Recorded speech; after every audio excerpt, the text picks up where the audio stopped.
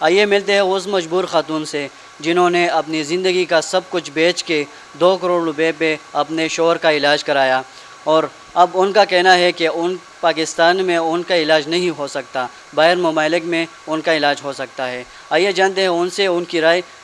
جی تو دوبارہ پھر ان کو نا میں نے جب ٹریٹمنٹ کروائی 6 مہینے، یہ بالکل غنودگی میں چلے گئے، ان کو ہوش نہیں رہی، اور ڈاکٹروں نے ان کو لا علاج کر دیا۔ مثلاً اتنا بڑا پاکستان کا ہاسپٹل ہے شفا انٹرنیشنل، انہوں نے بھی ہمیں لا علاج کر دیا۔ انہوں نے بھی کہا جی ہمارے پاس ان کا علاج ہی موجود نہیں ہے۔ اسلام آباد میں یہاں کے ہیڈ بیٹھتے ہیں، ان کے پاس میں گئی، انہوں نے بھی کہا جی ان کو اتنا گندا جراثیم ہے کہ ان کا ذہن موف کر دیا جائے۔ ڈاکٹروں کی اسمبلیاں میرے پاس لکھی ہوئی پڑی ہوئی ہیں۔ اس کے بعد وہاں سے میں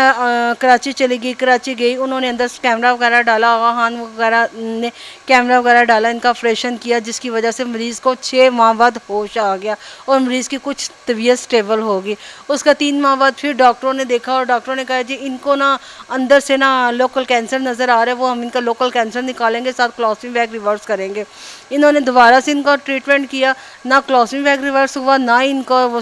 پیٹ میں سے لوکل کینسر نکلا، اوپر سے مثانہ ڈیمیج ہو گیا۔ پھر میں پرانی روٹین پہ چلی گئی، پھر دوبارہ سندھ انسٹیٹیوٹ گئی اور اس کے بعد NIVD گئی، آغا خان گئی، انمول گئی، اس کے علاوہ کیا کہتے ہیں پاکستان کے لائٹ ہاسپٹلس میں، اور کافی سارے ایسے ہاسپٹل ہیں جنہوں نے مجھے لینے سے انکار کر، جن کا ہمارے پاس ان کا علاج نہیں ہے، ان کی پوری باڈی میں کینسر ہے اور اس میں کا پاکستان میں علاج ہی نہیں ہے۔ پھر اس کے بعد میں نے انڈیا، لندن وغیرہ اپلائی کیا، مجھے لندن سے رسپانس آیا، انڈیا سے رسپانس آیا، امریکہ سے رسپانس آیا، ان کے یہ لیٹر میرے پاس موجود ہیں۔ اگر میں اپنے خرچے پہ جانا چاہتی ہوں تو وہ مجھے کہتے ہیں جی میں آپ اس کا نام کیا فلانے ڈاکٹر کے پاس چلے جائیں، ڈاکٹر اس کی رائے ہے۔ اگر میں گورنمنٹ کے خرچے پہ جانا چاہتی ہوں تو وہ مجھے کہتے ہیں جی ہم اتنی مثلا ہماری پالیسی میں یہ چیز نہیں آتی ہے،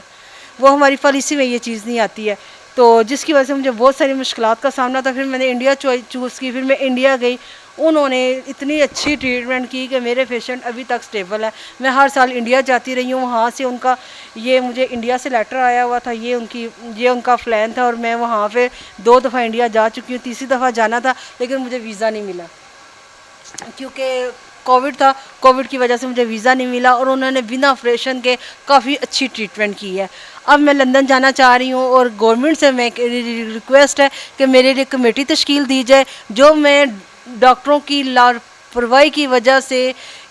جو میرے ساتھ زیادتیاں ہوئی ہیں اس پاکستان میں، ان کی وجہ سے میں نے سارا کچھ اپنا دے کے میں نے دوسرے ملک گئی علاج کے لیے۔ اب ایک تو وہ مجھے باہر کے ملک سے میری ٹریٹمنٹ کروائیں، دوسرے میرے لیے کمیٹی تشکیل دیں، اور اس میں یہ انکوائری کریں، ڈاکٹروں کا بورڈ بٹھائیں کہ میری بیماری میں کتنا خرچہ ہو چکا ہے، جو میرا خرچہ ہو چکا ہے اس میں میری ہیلپ کریں۔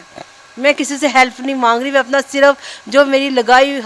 رقم ہے، جو میں خرچ کر چکی ہوں، ضائع کر چکی ہوں صرف ان کی لاپرواہی کی وجہ سے، وہ میں ان سے مطالبہ میرا کہ اس پہ میری یہ ہیلپ کریں بس۔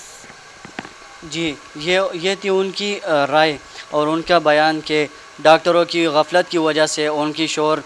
بہت مشکلات میں اور بیماری بڑھتی جا رہی تھی۔ اب ان کا یہ کہنا ہے کہ حکومت سے ہماری یہ اپیل ہے کہ وہ ہمارے علاج کے لیے جتنا بھی خرچہ ہے وہ اٹھائے، اور جو متعلقہ ایجنسیاں ہیں، NGOs وغیرہ ہیں، ان سے ان کی اپیل ہے کہ وہ خدا را ان کی مدد کرے۔